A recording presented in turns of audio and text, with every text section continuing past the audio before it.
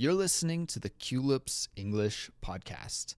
To download the study guide for this episode, which includes the transcript, detailed vocabulary explanations, real-world examples, and a quiz, visit our website, culips.com.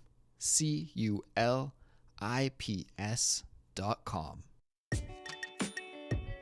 Hello there, my name is Andrew, and you are listening to the Culips English podcast.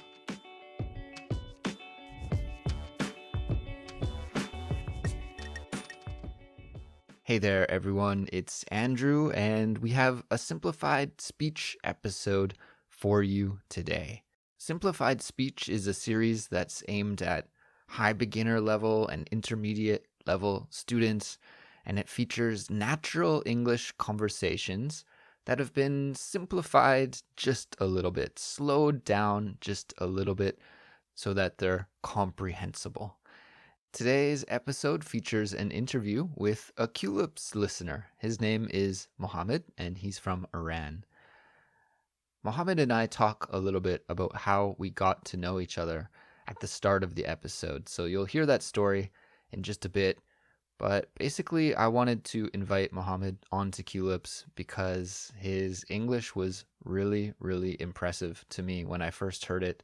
And I thought he would be a great guest to have onto the show to talk a little bit about what it's like learning English in Iran, but also how he learned English to such a high, fluent level. And I thought he could share some of his story with us and perhaps give us some tips, and that's exactly what he does in this episode. So I hope you all enjoy it. I personally found this episode to be really motivational. I think if someone can learn English to the level that Mohammed did in a country where there's not very many opportunities to interact with English speakers, then really anyone can learn English. And this gave me motivation for my Korean learning as well. As many of you know, I study Korean. So thanks, Mohammed, again for coming onto the show. And everyone, I hope you enjoy this interview. Just before we get to it, I do want to let you know that there's a study guide available that includes a transcript and some practice exercises. So if you'd like to study along with the study guide, all you have to do is visit our website, Culips.com, and you can give that a download. All right, let's just get right to it. Here is my interview with Mohammad.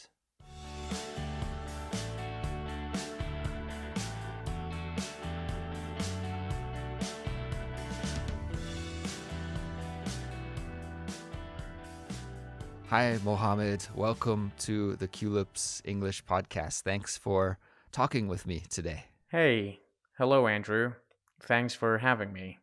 Yeah, no problem. Mohammad, it's great to talk with you finally, because we've been communicating through Instagram for, I don't know, at least 2 or 3 months, maybe even longer. And you've been sending me voice messages, which I've loved to listen to. And I'm lazy, so I just type you responses back. But we've been talking about having you come on to Culips for a little while now, and it's finally happened. So this is great. It's nice to meet you, kind of, because you're not in the room with me. You are actually in Iran, right? Yes, that's right. And what city do you live in Iran? I actually live in one of the cities in the western part of Iran, which is called Kermanshah. That's where I was born and raised. All right. So, Mohammed, I was excited to have you on to Culips because your English is so good. As I mentioned earlier, you've been sending me voice notes through Instagram, and I could hear your English, and I was really shocked at how natural it sounds. And so I thought we could talk today about how you learned English. So could you maybe tell me a little bit about that process? Yes, definitely. So I'm really thankful for having me here. To be honest, I was really psyched about being here with you and talking about stuff. So Hmm. I've been following your podcasts, specifically Simplified Speech, and I don't know if I said, I guess I didn't mention, but I'm a teacher of English, so I always have my students listen to your podcast, and we do a whole lot of things like different kinds of exercises on your podcast. So just wanted to say thank you for all the efforts. Yeah, that's awesome to hear that you're using it in the classroom with your students. Do you teach adults or children, or maybe teenagers? Who are your students? Well, I think I teach all age ranges. Like I have Mm. some kids that that I teach, and also I also teach some adults, teenagers as well. So that's what I do. That's great. Yes. And, this is interesting that you just mentioned you did some exercises with your students in the classroom because this week I've gotten several emails from other Culips listeners asking how they can study with Culips. And so maybe you could give some insights into this. How do you study with Culips with your students? Right. So I basically like one of the exercises, which is pretty common among my students, Mhm. is that I ask them to actually go and listen to your episodes and then try to understand the whole concept of the episode. And they're going Mhm. to have to write down and prepare some sort of a lecture or something on that topic. Mm. And I would want them also to try to figure out the meanings of some of the challenging words and terms that you guys actually use during the episode. And while we're in the class, we would discuss the subject with each other. Awesome. Those are some of the ideas that I suggest to our listeners too. You can kind of use the episode as a springboard for your own creativity, right? Maybe recording yourself talking about the same topic that we use in Culips or writing a journal entry, something Yes. like this, where you're using your own ideas and you're producing English, not just listening to it, but producing it. But you could stick to the same topic and maybe recycle and use some of the expressions or vocabulary that you learn. I recommend this to Culips listeners too. So I'm glad to hear that it works for you in your classroom. Definitely. And Mohammed, what about you yourself? What's your story about learning English? It's really natural. It's great to hear. Thanks for the compliment. And I guess it all started for me when I was around 10. So back then, I was not really familiar with English because, well, we didn't have any English courses in our school. But I guess I got a gift from my brother, which was a PlayStation 1. Nice. And that's when, yeah, that was a great gift. Yeah, for sure. And yeah, when I started playing video games, I realized that I really wanted to know what was actually going on there because, the characters would speak in English, all of them in all the video games. And Hmm. it was really hard for me to understand what was going on. So that became like a motivation for me to want to learn. And right after, let's say, a couple of months of playing video games, I Hmm. signed up for an English course in a private institute. Ah, Yeah. okay. So it all started from that private institute, and then it got pretty serious. I got to know about like English movies and everything. So I became sort of hooked, to learn more and more. So that's actually how I learned the language. Do you remember which video game was the first one you played that really piqued your interest in English? I'm not sure if I can recall the exact name, but something like Siphon Filter. I don't know if you're familiar with that video game. It's a pretty old one. Yeah, that really sounds familiar, Siphon Filter. I personally didn't own a PlayStation 1, but one of my best friends did, and I would visit his house and play with him. So Uh huh. perhaps I played that game too. Cool. Yeah, so let's see, Mohammed. There's something that I wanted to ask you about, and I don't know if you have an answer to this question or not, but I'm curious. Perhaps you've heard me mention on Culips before, but I think Iranians are really good at English, and I'm trying to figure out why this is. Out of all of the second language learners in the world that are learning English, I think Iranians are some of the best. And yeah, you mentioned that you didn't have English education in school. So, how are people in your country learning English then? And how are you guys getting to such a high level? So we indeed have English courses in school, but it does not start from like right from primary school. So as soon as you are a secondary school student, you're going to get some English courses.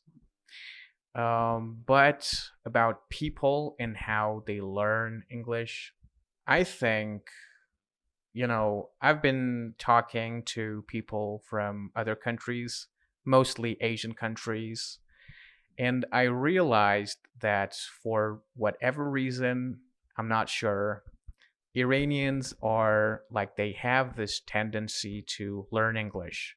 Maybe it's because that they like to communicate with people from other nations, or it is something like it might have a scientific reason since a lot of people in Iran are highly educated. And for that, they definitely need English. And since I'm an IELTS instructor, I can see that a lot of people annually want to take the IELTS, and it's just another reason for learning the language. So I'm guessing that it might actually be the reason why Iranians, speak English well, as you said. Yeah, I'm also wondering now that you mentioned it, if I compare it with Korea, where I'm living right now, there's a lot of Koreans that are learning English as well. But, Korean kids that are like 10 years old, they have video games in the Korean language, and all of the foreign movies are subtitled or dubbed into Korean, and there's tons of Korean media for them to consume. So there's maybe not that outside influence that you may have had in Iran. I wonder if that has something to do with it as well. Do you think that could be a factor? Of course. So something that I see here is that there is a lot of exposure. Like, as you said, there are video games, there are movies, and people are easily communicating with others around the world. And there are also podcasts that everybody listens to. So I think because maybe it's not really that hard to get your hands on English materials and you could easily find them anywhere. Yes, that might actually be a good reason why people are, like more inclined to learn English than any other languages, and they're doing it pretty well. Recently, I was talking with Jeremy, one of our other Culips hosts, and we were actually talking about the same issue. Why are Iranians so good at English? And I was wondering if there's any similarities between your native language, which I believe you call Farsi, right? Is that correct? Yes, that's right. So, are there any similarities between Farsi and English, or are they completely different languages? Um, well, they're, as you said, completely different languages. But here is something like that I've been thinking about and I've been studying about.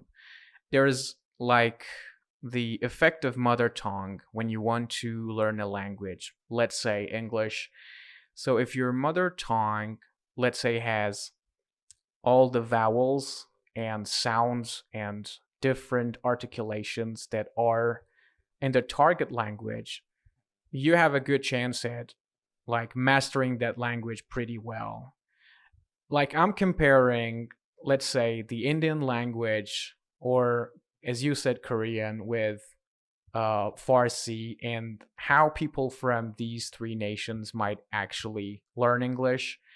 And I think Hmm. because of like the room that Farsi provides its speakers for articulating words, they can do a pretty good job at dominating how to pronounce, let's say, English vowels or words. While as you could like understand and like really see this when you're speaking with people from some other nations, you can easily detect like some accent. But for Iranians, I've noticed that this is pretty much less. So that might be the effect of the mother tongue. Yeah, like you said too, Iranian people, even when they're not amazing English speakers, even when they're only around the intermediate level, their accent is still very good. So I think, I mean, I don't know for sure, but my hunch, my guess is that in Farsi, perhaps you have a more complicated inventory of sounds, so that when you're learning English, maybe it carries over and helps you to have clear English pronunciation as well. That probably would be the reason. Yeah. But we'll save this issue maybe for some linguists, Mohammed, to discuss. Yeah. Let's see. I wanted to also ask you about what the most difficult thing was for you while you were learning English. Well, that's a pretty tough question Yeah, because like at first everything seems pretty hard to handle, but as you go along the learning path and you get so many things down, I think the most difficult part of learning the language is how to become fluent. Because, well, eventually you're going to learn how to memorize words, you're going to learn how to improve the way that you pronounce words, and you're going to learn the grammatical rules and everything, but putting them all together while you're speaking, that's a very difficult level of learning. And sure. like the problem that I see with all people who are struggling to learn the language is that they're not as fluent as they wish to be. Right. Yeah. So learning some of the grammar rules of English, learning some of the vocabulary is not really too difficult if you just put in the time, but trying to figure out how to use all of this knowledge in a fluent way when you're having a conversation in real time. I think many people would agree with you that this is one of the most complicated things. Yeah. By the way, I'm curious, how easy is it for you to have a conversation with English native speakers in Iran? Are there English speakers in the country that you can talk to? How do you get conversation practice? Um, well, actually, that was and still is one of my difficulties for having a conversation. Like when I want to practice my own English, I have to talk to people at my own level. So, Mm, since you cannot really find a lot of native English speakers here, I mean, I haven't really talked to a native English speaker here in Iran. So okay. the thing that I have is I try to join the social media, and there are indeed some websites where you could, like rub elbows with people who manage to speak English at a good level or like they're near native like, or even sometimes native English speaker. So it's mostly through the internet then that you get your conversation practice. Exactly. Yeah, that's one of the amazing things about the internet, right? Is it's really just revolutionized the way that people can learn languages by connecting with other learners and with native speakers and getting access to materials like podcasts and YouTube and tons of stuff. I don't know where we'd be without the internet for learning languages. I heard it was way harder back in the day. Yes, indeed. So online, you can have everything at your fingertips. Mohammed, I am conscious of your time here. I don't want to eat up too much of your time, but I have a couple more questions if that's all right. Yeah, it's okay. Sure. The first would be maybe you have one tip or a recommendation that our audience could use in their own English studies. Maybe something that you've seen or done with your students that you've noticed is really effective. Do you have a tip that you could share with our listeners? So I have to go back to my own experience of learning, and like the thing that all the time worked for me when I was feeling that I was, that I had actually hit a wall in learning and I was not making progress, was to try to find a reason why I would want to learn English, to sort of motivate myself to keep on going. And the thing that all the time helped me here was trying to watch movies and sort of find a connection with the culture that was represented in the movie. Because I think nothing could stop you if you really, truly want to do something. If you can feel it deep down that you really want to do something because of some reason that is related to you, like psychologically, you can figure out that you really want to do this. I think that's the best thing. So, motivating yourself through something. I'm not saying the movies, maybe it's not something that a learner would like, but finding an attachment to the culture would be good. I think that's great advice. By the way, what kind of movies do you like? I basically love TV series like more because you can Okay. get a whole lot of dialogues there, Mm-hmm. and the other thing that makes me like TV series is that you can sort of form a relationship, like understand the characters over the long haul, because Mm-hmm. yeah, they go on like one episode after another. You can relate to them somehow. And I think Supernatural, the TV series Supernatural, was amazing. Mm-hmm. And when I Okay. think of a TV series, that's the one that pops up in my head. All right. Supernatural. I haven't seen that one, but all of our listeners out there, you can check it out. It's probably on the internet somewhere, I'm Yeah. sure. And I totally agree. That's one of the advantages of TV series, right? They have so many seasons. Western, American, and even British TV shows usually go on for like 5+ seasons. And you can Hmm. really see the characters develop and change over the course of each season. And this gives you a lot more bang for your buck compared to a movie that is maybe an hour and a half or 2 hours long. Well, Mohammed, thank you so much for joining us on Culips today. And just before we wrap up, I wanted to ask you if you had any websites or social media presence that you wanted to plug. Yes, my Instagram is at fahim.english. You can Instagram that. I don't know if that word is used as a verb like Google, but let's just Yeah, say. you can do that. So you can look it up on Instagram, fahim.english. And yeah, that's where I share some points and pointers for learners to improve. So maybe you find that interesting. Right on. So everyone check that out and give Mohammed your support. Well, thanks again, Mohammed, for coming on to Culips, and it was great to talk with you. Thank you, Andrew, for having me. This was a great opportunity, and I enjoyed every single minute of it. I'm so happy to hear that. Have a great day. You too. Bye. Thanks. Bye.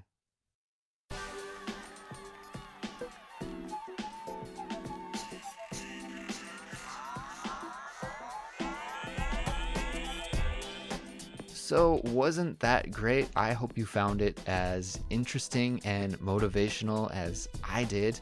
Thanks again, Mohammed, for appearing on Culips and for talking with me. It was so cool to get to do that. If you're ready now to listen to more Culips episodes, just head on over to our website, culips.com.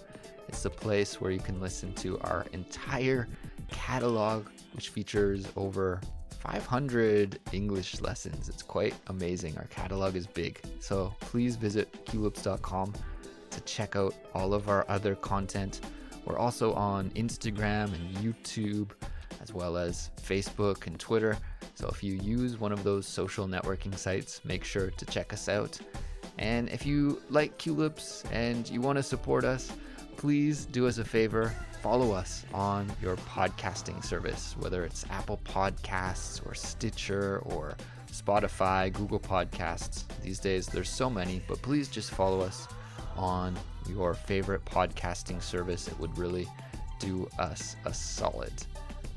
Okay, that's it for today. We'll be back soon with another episode, and I will talk to you then. Bye.